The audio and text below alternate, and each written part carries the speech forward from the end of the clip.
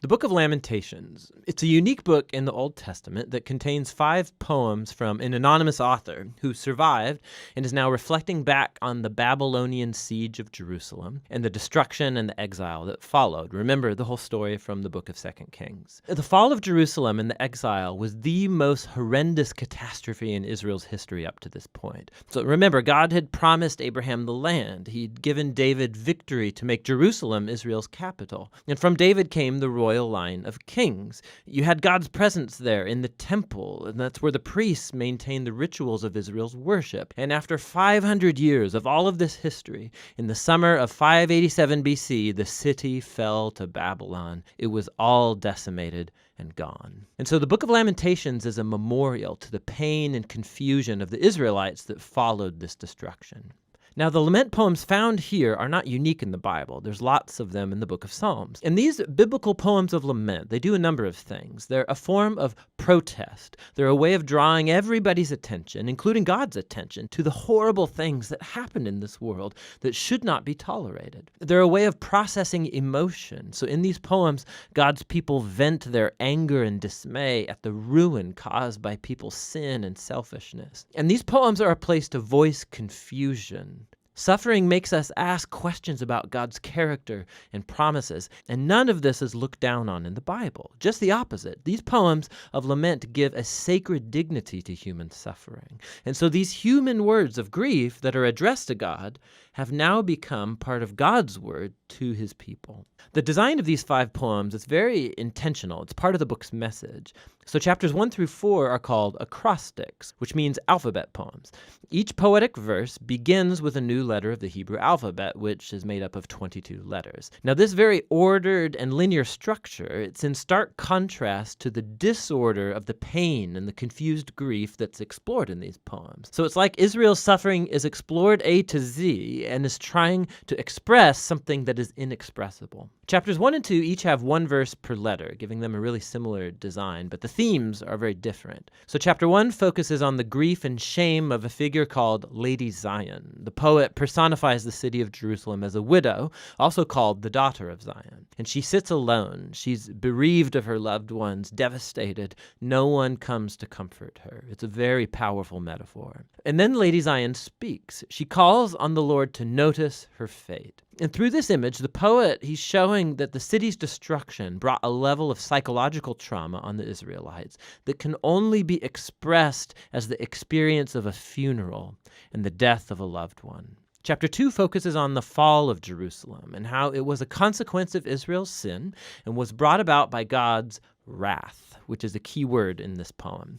Now, it's important to remember that in the Bible, God's wrath is not spontaneous, volatile anger. The biblical poets and prophets, they use this word to talk about God's justice. So Israel had entered a covenant agreement with God, and for centuries they've been violating it by worshiping other gods, perpetrating injustice, oppressing the poor. And so, yes, God is slow to anger, but he eventually does get angry at human evil, and he will bring his just anger in the form of punishment.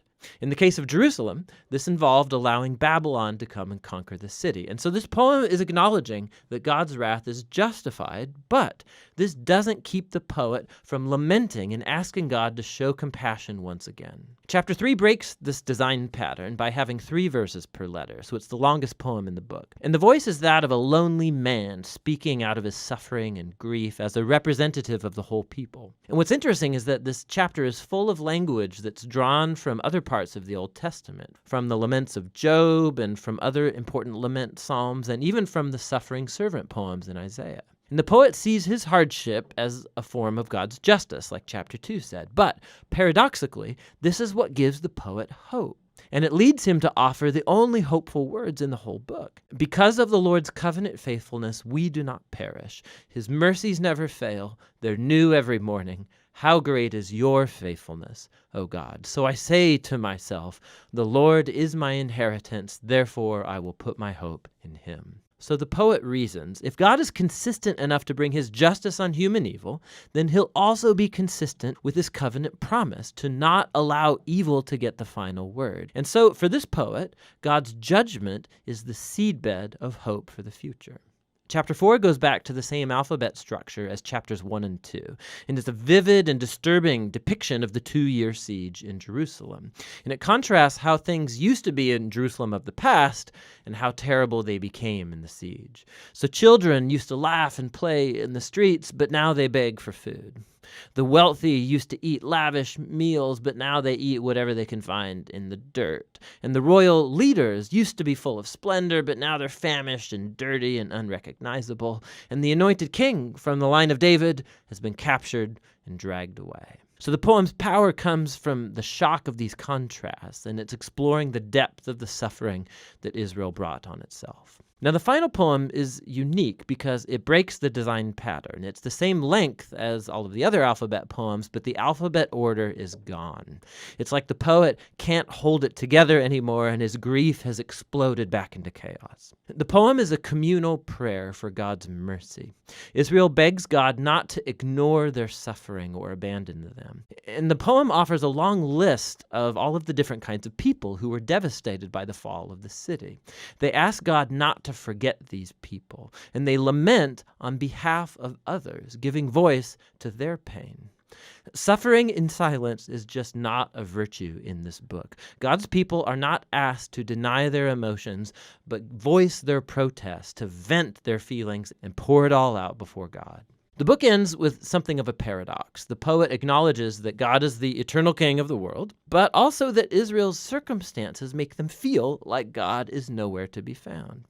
And so the final words of the book leave this tension totally unresolved. It asks, unless you've totally rejected us, and the book ends. The poet doesn't offer a nice, neat conclusion, much like our own experiences of pain and suffering.